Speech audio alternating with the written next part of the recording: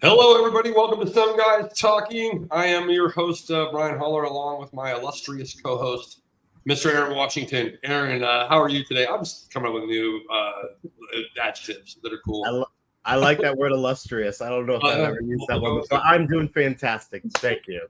That's Very very excited cool. for today's show. Very excited Absolutely. for our guest. Indeed. Very excited to have our lovely, amazing guest, Kenya Alexander. She is here joining us today. So, Kenya, thank you so much for being here on Some Guys Talking on the Beard Bros Media Network. How are you?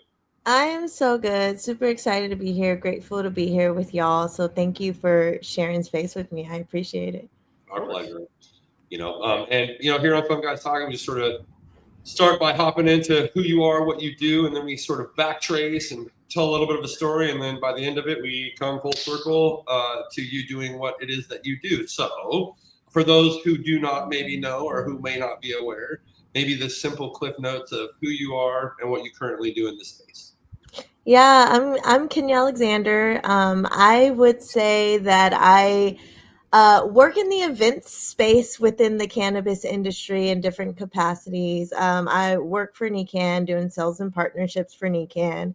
And then I also have my own business called Stash Bag Data that is centered around collecting insights and data at events. So the people and the weed is what gets me going. And so it's nice to kind of combine both of those things in real life. Of course, it's always good when you can sort of identify your, lane, for lack of a better term, and then just really just double down on it, right? You're like, well, I like people, I like the products. I know that I can be of value in terms of helping drive sales and partnerships, but I also understand the importance of data. So, and basically market research, stuff like that. So if you map it all together, you got yourself the ability to consult for a few places in your own company where you can basically get some money. So that's a smart way to go, you're somewhat new to the space. I mean, in terms of like working in the space, correct? I'm new to, like, honestly, I would say new to cannabis, Mhm. if that makes sense. Like Like 3 years? I How many years? yeah. My youngest daughter is 3, and I have 3 kids, and the third one is when I had enough of not having weed in my life. Made the Oh man, transition. But yes, yeah, I didn't really consume when I was younger. It didn't feel good to me, so I just didn't do it. interesting. Well, then that's a good story. So you were, where'd you grow up? I'm a military brat, but Uh, I spent a lot of time in Texas, and I've been here in Texas since I was about 12. So San Antonio is where I grew up and went to school in the Dallas area, and that's where I live now. So Okay. Yeah. Also, sort of explains why you might not have been, around a lot of cannabis or Right. hemp growing I up. went to school on a military base. I Right. specifically remember once a girl brought weed onto the base and her father like lost rank. She got kicked out of the school. It was like a huge thing. So it was just I was like the president of my 5th grade dare club. I was in it like no drugs. So it's just so funny to think about the transition because like they were lying to us. So A Yes. lot, yes. Well, and the hypocrisy that you don't pick up on as a young person, like, oh my gosh, this plant is terrible for us. As I chug my whiskey all day long, and I Mm-hmm. pop my pills all day long, and I eat my fast food and my barbecue all day long, right? And I eat my candy, my sugar, and my right, like, so you got to learn that stuff, you know. Unfortunately, in our world, especially in this day and age, right, where you can, and you being raised, yeah, absolutely. And I think it's just like that's what I notice is coming into the industry, like not having that background or that legacy background. One of the things is it's overwhelming all of the information that kind of comes at you and all of the things that you have to decipher and go through to just like I just want the weed. Like, I just want the thing that's gonna help me Mm-hmm. calm my brain a little bit and calm some anxiety. And I think that, like, for me as a new consumer, it's been such a gift working in the industry because I have access now to people who have the knowledge and have resources to get me what I need to help with me. And, you know, what's really cool is that you're also coming in with a fresh perspective. You know, it's not like, I don't want to say jaded, but, you know, you have a whole new perspective of what it does for you. Like, I was the same way as a kid. Well, I had a parent who was recovering. So I was the same way. When I was younger, I'm like, I was that dare kid, like, oh, fifth grade. And then as you get older, you're like, they did lie to us. And it's just amazing. Like with the plant, the reason why I jumped in with 2 feet was because I saw how it changed my life. Like you were saying, Brian, with, you know, whether it's alcohol or whatever, you know, there's an awakening. So I kind of have that like fresh feeling and that optimistic, although after all these years it's been beat down a little bit, but this optimistic view of the plant and all that, you know, it encompasses. Because I know for me it's made me better. I know that you can attest as a parent, it makes you better, which in the beginning I was told, oh, you're a bad parent if you smoke weed. Like literally my oldest came home, she was a freshman in high school and had health class, and her teacher said, you know, parents who smoke weed are bad parents. And I'm like, we're going to have a conversation because that's bullshit. And I'm like, is dad more patient now as a smoker than a drinker? She's like, oh, yeah. She's like, you're like, yep, whatever, you know, and as a parent, you're not so like, you know, I wish that I had it when my kids were younger, because it definitely would have helped, you know. You know, it's funny you say that because I think about like my journey with plant medicine. I started off microdosing shrooms, and that was kind of how I started with plant medicine. But then I was nursing. I was like, oh my God, my daughter's going to be like lost in like shroom land. And so I was like, okay, let's like back it up and kind of, there's not enough research. And so I started consuming cannabis. So, but one of the things when I first got in the industry, I got in the industry maybe around 2021, and I was doing like accounting and bookkeeping, and I had fallen in love with the plant for like what it gave back to me in terms of like my everyday life and just like calming my anxiety and being able to get through the day. But then when I got into the cannabis industry on that bookkeeping and accounting side, it was so hard, so much work, and never getting paid enough. And it kind of like turned me off a little bit. It kind of just got to like, wait. This whole cannabis thing is getting a little bit too serious for me. Like this is not what I envisioned for my life. So it kind of like doing a full 180 now, and honestly just the universe supporting me in that, and kind of redefining what I do and reconfiguring my life to be able to do the fun things in this industry, which is to me interacting with people and doing the events and really socializing with the people who work with the plant. It's been such a great experience and really kind of allowed me to just get back bought into the industry because it is such a hard industry to work in. Yeah, can I just say this really quickly? And because I look at things from a different perspective, and it's amazing like how you came in. Yeah, you said 2021, so you have been embraced pretty quickly, and that is a testament to your energy and just who you are as a person. Like just meeting you. So sorry, I see things that other people don't see or don't want to say, but other people need to hear, and you need to know that. Like it's your energy and just kind of genuine nature that made you be pulled in. And I can attest to that, because for every Kenya Alexander I've seen, there's some other people who come on the scene and they're gone as quickly as they come in, usually because of 2 reasons. One, they're not prepared. It is hard. It's really tough. And you know how to make a splash. You know how to come in and really get going. And then when you get in the under the hood, sometimes you don't like what you see and it's tough. So that's a very legit reason. The other reason is because people are fake and they're not authentic and they're not being who they actually are. You know what I mean? Like, yes, there's ways to sort of sculpt that, nurture it. There's times when this part of me is appropriate for this audience and then this part of me is appropriate for over here.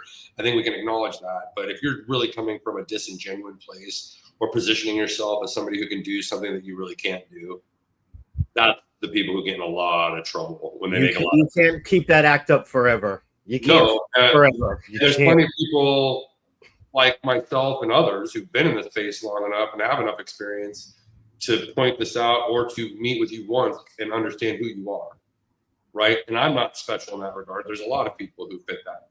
My point is, you'll get got for sure.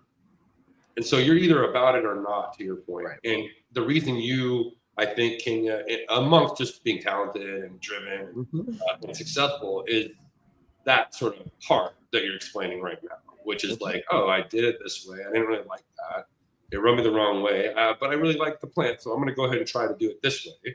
And I really like the people I meet.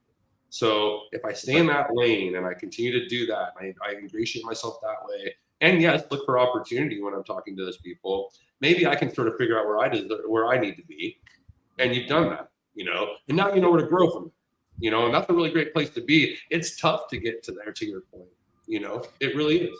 Yeah. I think so too, and I think that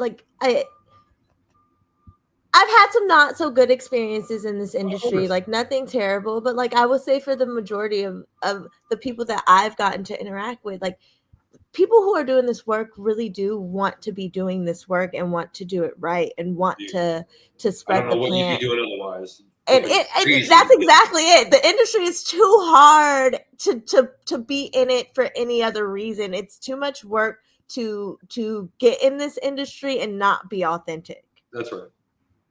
Yep, agreed.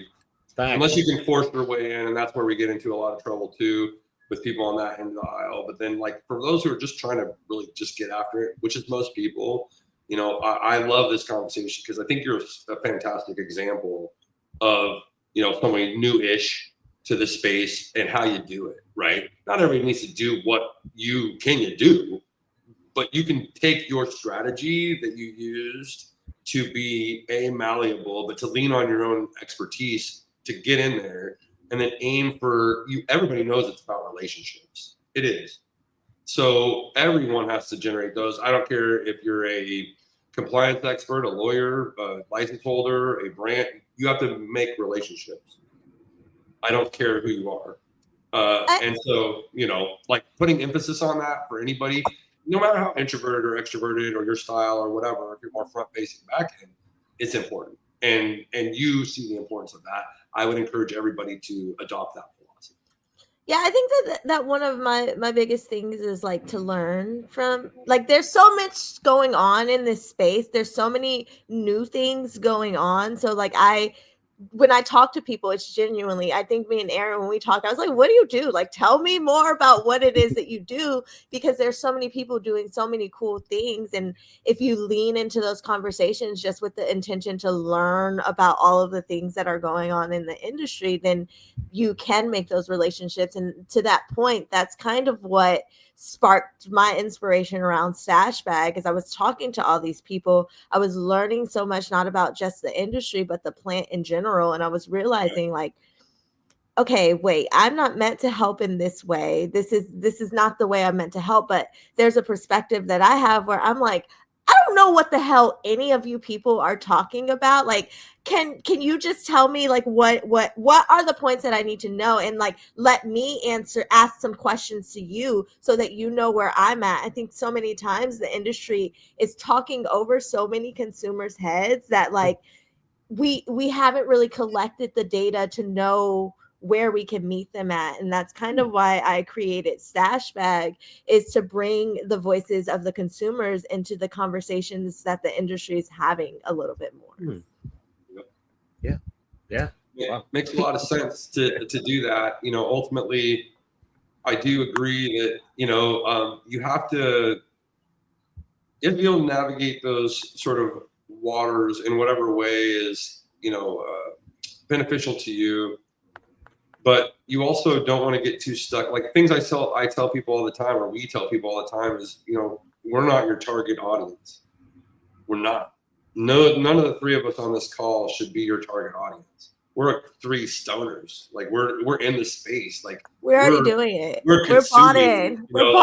Yeah, like we're about it. Like, and not to mention like that we work in the space, so there's certain things that we get access to that other people don't. So like, don't market to yourself. Right. Like if you're an owner, you're not building a brand for you and your boys and girls to be like, yeah, we're the coolest. No, you're building it to appeal to a certain audience or a demographic that you're trying. You need to say that again, because that is like, I think that's a really important point, and that's missed, because I think that I think in some ways they're trying to lead the audience, the consumer, to where they want them to go instead of meeting them where they are, and that's right. Simplifying it in many ways. Like I was looking at, and I would like to know, and maybe Kenyon, you can help me. You know, when I was driving by and I saw this, you know, billboard of a company, whatever, and it was a dispensary, and it said live resin vapes. And I was just thinking, like, I know what that is, obviously, but the average person driving down this highway, no idea, any clue what a live? And I'm just literally, and it was a question I asked myself, and I've passed by this sign actually over the years, and I'm like, they know the word vape, maybe. Yeah, but that's not live, right? Like, no. I have no idea live resin versus, like, nobody knows about full spectrum, whole spectrum. Nobody knows about THCA, CBG, CBN, not in the way we feel like they do. So there's something to that. Yeah, correct. Absolutely not. So no fucking idea. And so what they know is, does this help me sleep? Yes. CBN helps you sleep, right? CBG is great for inflammation. Okay. So this product can help you maybe with soreness, right? Or something. Now, of course, then we get into sticky situations about what you can say and what you can't say. But that's where you run into people like us who know how to navigate those waters, you know? And honestly, it's not quite as crazy as people make it up to be. It's not. There's easy ways to tap in. Another thing that's interesting, I think, to piggyback off of this is we're talking about how, you know, sometimes like the people who are on sort of the smaller, you know, like we shouldn't market to ourselves, right? Like that's why we should really pay close attention, as King is alluding to meeting consumers where they are, right? And it ends up being a lot easier to market if you really just get over yourself. Yeah, and too, I think back to that language, like, yeah, no, I still like now I have a concept of what live rosin is because I had an accounting client who I was like, so I need to break down the cost. Like, tell me what is the and so I was kind of going through the process of them, and I was like, okay, this makes sense. It's just a more natural way to extract. Like it's just not chemicals. Okay, why didn't you just say that? Right? Like why would you not just tell me that?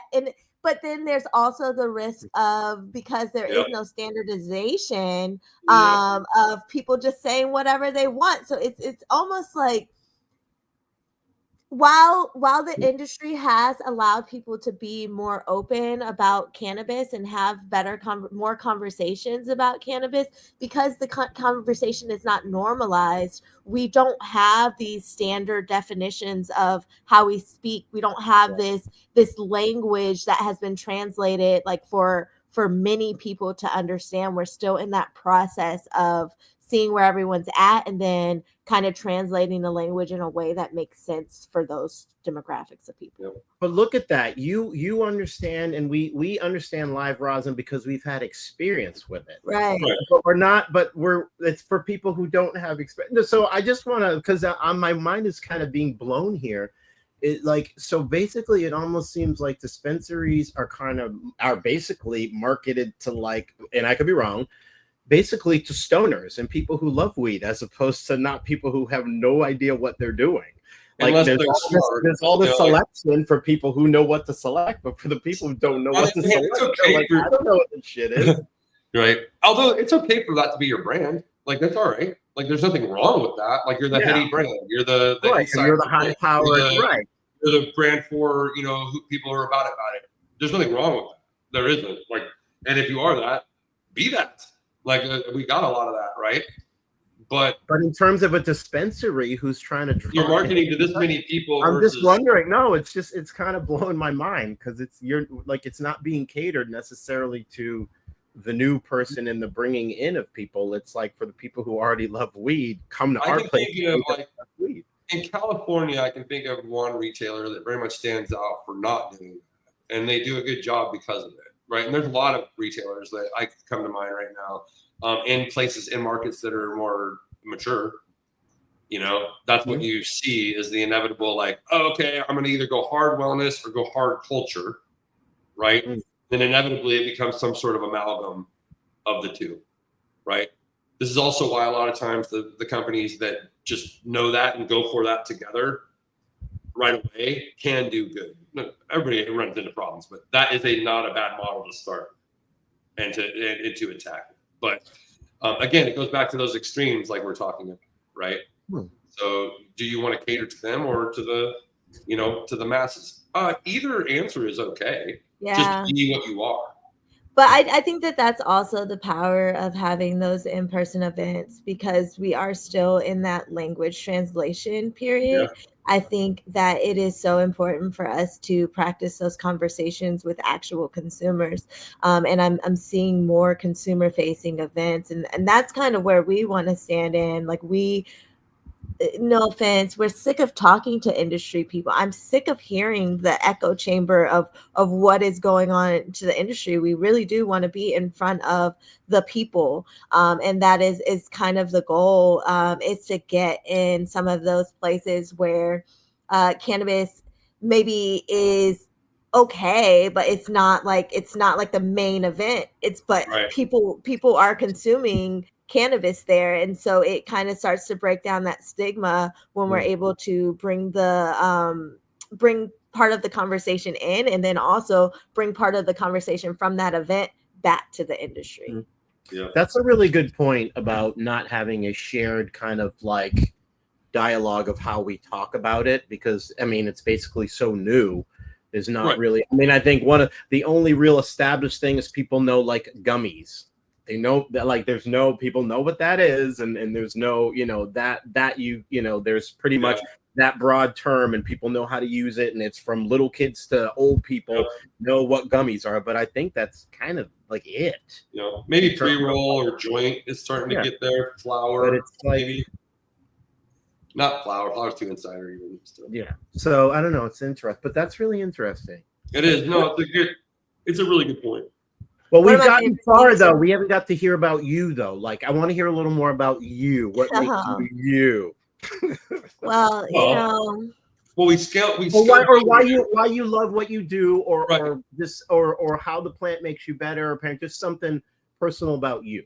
We can start from here, though, Kenya, because we glossed over because we went off on a tangent. But you casually mentioned you probably hadn't consumed a lot at all until like your last kid. Right. And so talk about sort of that transition from the dare kid who's on the military bases going, no, drugs are bad, to the mom who by the time she has her third kid is like, I'm all about plant medicine now. So it's so funny. I always say I'm like a crunchy mom, but like not like all the way crunchy, because like, who has the time? I'm still gonna eat McDonald's. We're gonna get the chicken nuggets. Like, it's just part of it. Sometimes the nuggets have to happen. That's fair. It has to happen sometimes. That is fair. But I am a person. So I'm a non-judgmental person. So I'm a person who can literally get along with anyone. I can get along in any group. So many of my friends, like some of my friends in college, like they sold the weed, right? Like I was always around the plant. It just like every time I consumed, I would get more anxiety. There was too much energy around. I couldn't process it. And so I was just like, nah, that's not. When's the first time you consumed? How old were you when you first tried? I was so funny story. The first time I bought weed, I was 16. Okay. I bought some weed and I had a friend roll it and I smoked a little bit of it. And then I had so much weed left. I don't know. I still, to this day, I'm not good at buying weed. I'm just like, how much can I get for I give you this much money. Like, if I give you this much money, can you just give me whatever I can get for this much money? You have a little more control over that now, just FYI. Right. But the first time I bought weed, I was 16. I smoked the joint and then I got extremely paranoid. I was like, had my license. I called a friend. I was like, hey, like, I'm so scared to drive. Can you come and get this weed and like get it away from me? Like, I don't want it. You can have. He was like, do you want me to buy it for? Just come and take it. You can have it. can have it. I don't want to go to jail. And so there was just like, oh my goodness, this whole paranoia the first time, and then I tried again once when I went through a breakup. My friend convinced me, he's just like, just get high. And I was like, yeah, okay, I'll try that. And I got home and like my parents were livid. Like I was so noticeably high. I just wanted to drink milk and just lay down. And so it was like these traumatic experiences, like with my high school, like my dabbles. I was like, yeah, this is not for me. This is not for me. So in college, when I tried, I was just, again, like, this is not for me. I was somewhat of an alcoholic in college. There's many people who never met me sober. So it was a different version of me. Sure. So when I kind of like, when I started, I was like, I bought a bunch of weed when I had one kid. I was like, okay, I think I'm going to be a pothead now. I think I want to do this. So I took like $200, went to my friend. I was like, okay, like I'm not going to come back. If I buy this weed, like I need to have it at the house, because the last thing I want to do is have to go through this process again. It is so unpleasant trying to like see how much weed is this? Come on, how much weed is this? Are you even gonna get there? Right, like, exactly. That's the thing. Like I'm like, oh, if she was in Washington or California and would have had that weed at 16, this would be a whole different story, I think. Right. That's just me, you know, being me. So the logistics were, I just did not want to deal with the logistics. So I just bought like $200 worth of weed and I had it, and I would like take a puff of a joint and I'd be like, oh yeah, like good. I'm nice and high. Like, and the joint would last me like 2 weeks, right? Like, so I kind of started slow, and I was like, you know, this is cool. Like I can use this as a tool. I don't want to be high out of my mind because I still got shit to do. Like I'm still a mom, but then kind of fell off. When I had my third kid, I was just like, what the hell are you thinking? Like, why do you have all of these children? Where did they come from? How did this happen? And how are you going to keep it all together? Like, and so it was just honestly at a point of desperation that I found cannabis. I was so depressed and so just unsure of like who I was becoming at this time. And it really just allowed me the space to breathe and like just understand that like it's okay. I have a tattoo on my hand with a little flower. It says it's okay. Nice. Because it's okay. Yep.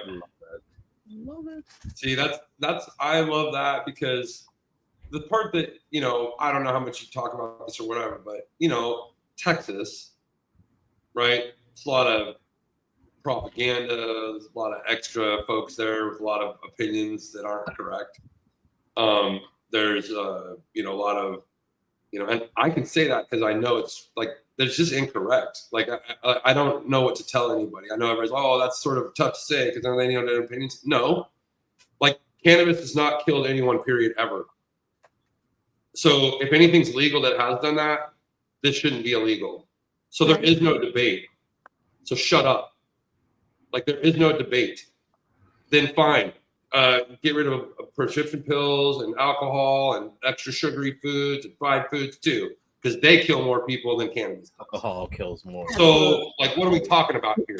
All you know, and so part of it is that, you know, part of it is that you grew up in a place that is completely bass-backwards and ignorant as fuck when it comes to this shit. And so, and that's no shade to Texans. It's just facts when it comes to plant medicine and cannabis and hemp, right? I'm not saying everybody there is like that. I know plenty of lovely Texans, present company very much included. And so, and I have been there many times, had lovely experiences. So again, this is no shade to the state. It's just shade to the propaganda and the environment that's been created that we have to exist in. Right? It's a little extra. Unfortunately, there's a lot of states like that beyond Texas that are like that. Of course. And so I think that did factor in, but you wouldn't know any better. You were there. You were. No, I think that there's so many things that factor into like my perspective specifically on cannabis. Both of my parents, my dad grew up in St. Louis. My mom grew up in Detroit. Sure. Both very much cities that were targeted by the war on drugs. My grandmother is a retired police officer. My parents were both military veterans. So there are so many just intersection layers that like have like And then you throw that in with the propaganda, and it's just like the propaganda is being fed to everybody, but 100%. like doubled down on in these particular situations. And so, and then obviously being in Texas, where it's just it's Texas, and it's been so interesting. I feel like I know way more about other markets than I do about Texas, because I know that I know that hemp exists in Texas, but because there's so many options, like, and there's no testing, there's no kind of standards or regulations. I don't shop the Texas market because I don't know. I don't know what's what here, and so there is like this. It's like Florida gas station of weed. Right, Like you walk in the gas station in Florida, it's like I don't think any of this is safe. It's terrifying. Oh, for sure. I mean, I also think that it's our responsibility, us and others, to sort of declutter that for people, right? Absolutely. And I think that there are some like Texas people, like creators, who are trying to just cut through the noise and fighting for regulations in our state. And I think that that's the point. Like it's while I don't know what's going on in the hemp market, when they said that they were going to shut it down, that's an automatic no, because it is such a resource for so many people, and it does help so many people who may have different relationships than I do and may know where to get good products from.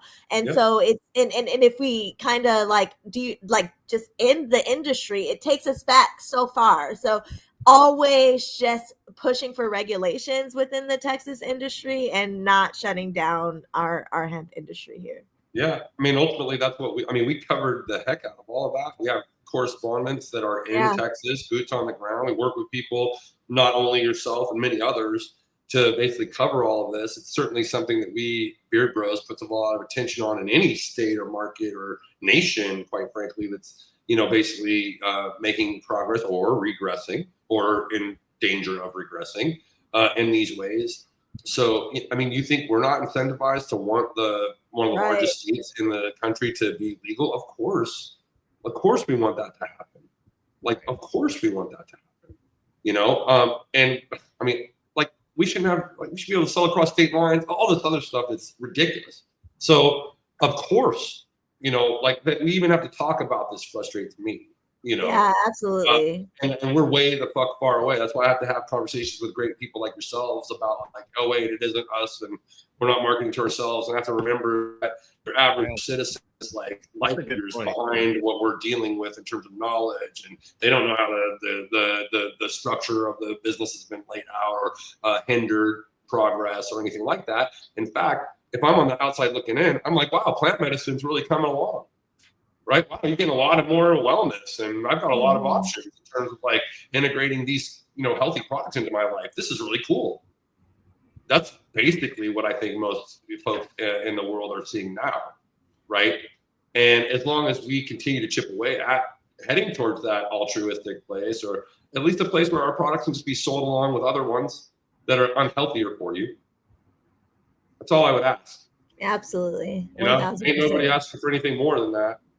You know what I mean? So anyhow, I think it's important that folks, you're so like, it's super cool to hear someone with your background and from Texas, especially, right? That cares so much, that has tried to do it. And to come full circle, events become even more important in our space because it's how translation is given. It's how those languages that you were talking about, like we lack, are established. It's also how to like shake a hand and actually get to know somebody, because you still need to do that in any field, to be fair, but it's extra important in what we do. Absolutely. And that's kind of how I started building relationships, is going places, going to events, going to online networking groups, going to connect with people, is how I kind of like made my way into the industry and started connecting with people, is literally just reaching out to say hello. That's right. And you'll find that everybody's really accommodating for the most part. You will get people like me, others are very encouraged to like not deter new people from being in the business. I really want you to. Beard Bros exists in part for this, right?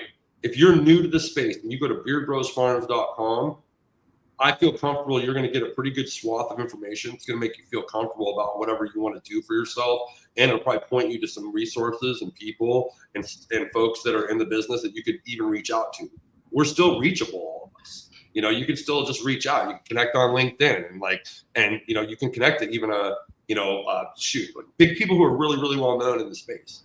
You can basically find them and they'll give you time a lot of times. You know, it's not going to be that way for much longer. And that's what I'm saying. It's not going to be that way. Like that, these are the people who are doing it right are becoming too busy and doing it correctly, and the fruits of their labor are now starting to pay off. So this is a great time to sort of be, you know, hopping in and engaging. You know, your time in Kenya is pretty good. I'm super excited. I'm super excited to start getting into states that I haven't really built relationships in or learned about the industry in. I'm super excited to be coming to California in a few days for the Beard Bros Friday sesh. We're going to be doing a stash bag activation. We're do a vibe check and show you guys how we have conversations about the feelings in spaces and the feelings that people are having. Yep. Thanks for the promo. Yes, this show will air, and in a few days, a great event that we're going to be doing together, a Beard Bros event called the Friday Sesh Live, based on our popular Friday newsletter, will take place. It'll be the second one we've ever done. We have some amazing folks already sponsoring and committed to it, and there will be even more in the next several weeks as we lead up to it. And of course, Kenya and Stash Bag will be there doing their fun thing as an activation for us, and we're excited for you to check them out. Should be a really fun event. You know, it's B2B, so it's going to be just people in the business, you know, really trying to talk about some of these issues that we're talking here in order to create good products, services, you know, environments to work together with good people to do exactly that. Create better products, services, etc. that the general public can tap into, understand, and then of course quality products they can enjoy. And that's what we need to do that way. We need to do events in both areas, right? We need events for people in the industry to meet each other, to learn from one another, to build together, to grow together, to be in environments where they can help one another.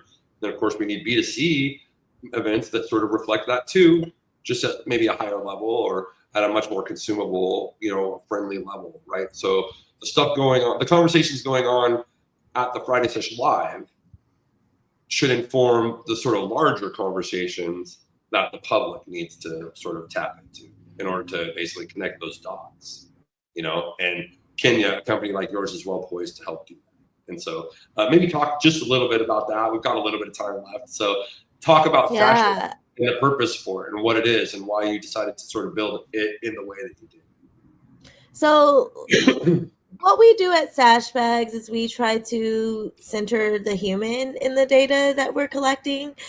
So really giving them the opportunity to share some of their feelings, to share some of their habits. But we want to do it in a way that leans on hospitality. We don't want it to feel like we're just collecting data for the sake of collecting data, but really invite them into being able to tell their story, even if they're not able to tell their stories. I think that working in the industry, we are in a really, really prime position to be able to talk about our consumption. And many people are not able to do that, and there's not space for those conversations. So our goal is just to make space through the conversations. The way we do that is focus groups and activating at events. Like, for example, at the Friday Sesh, we're going to be doing a photo booth activation where we are using like the fact that people want to take pictures at an event and setting up that photo booth to be able to collect some of their insights. For some of these industry events, we're also doing an activation at NECAN, New Jersey in September. And the goal behind those events are to show people what we do by doing it within our industry. We're going to check the temperature of what is going on in California. How are these C-suite executives feeling about the space right now? What are their vibes in New Jersey, since NECAMP brings the whole Jersey market? We're going to check the temperature and see what people in Jersey are feeling like. What are the people who are doing the work every day? What do they have to share with us about the work that they're doing and the vision that they see for that market? And so I'm really excited about just being able to inform the data a little bit more and just make it a little bit more human. Yep. I like the combination of marketing and market research. You know, I think that's a pretty neat combo. It's not the first time that anything like that's been done, clearly, obviously, but I like the emphasis on it. It makes sense. It's easy for people to understand, even more so today than ever before, which is why I think it's, you know, a very viable sort of opportunity for you guys. So we're happy to be working with you, and I certainly am looking forward to seeing you this Friday in LA, Kenya. That'll be great. You know, before we start taking off, is there any? Please tell everybody where they can find you on all the things and and Stash Bag and all the good stuff. Tell people where to follow you and find you. I mostly interact on LinkedIn about Stash Bag stuff. Just Kenya Alexander Davis, I think, on LinkedIn. I'm married. My husband's last name is Davis, but I never changed my last name, and so I never know if I put Alexander or Alexander Davis or Davis, because like the internet doesn't matter. But I'm pretty sure it's Kenya Alexander Davis, or you can just look up Stash Bag Data on LinkedIn and it will direct you to me as well. That's where you can kind of keep updates on what we have going on. If you do have questions and you want to connect, you can also email me, kenya@stashbagdata.com, and we can definitely connect. There you go. I like it. And thank you. And certainly you can find me and on all the things by looking up my name, and same thing with Aaron Washington. Of course, I'm Holler 1012 on IG. So HOLLER 1012 is my only weird one. But if you typed in Brian Holler, you'd see me. Same thing with Aaron Washington. And of course, I work for a pretty decently known media company called Beard Bros Farms. We're a really large media outlet. We also have a product line in several states. And this year's show is part of our network of 8 shows that we show every month. So if you need some help, I would suggest you reach out to, well, quite frankly, all 3 of us to help you move the needle forward for your organizations. But most importantly, check out Kenya Alexander and Stash Bag Data and get yourself some help for your brand and your business to grow. So, Kenya, thank you so much for being on Some Guys Talking. Always a pleasure. Cannot wait to talk to you again soon. I'm looking forward to seeing you in real life. Yeah. Well, we've seen each other in real life a couple times before, but this Friday, it will be a very, very fun time. And I'm very much looking forward to that for sure. So always a pleasure, Kenya. Thank you so much. Thank you. Thank you.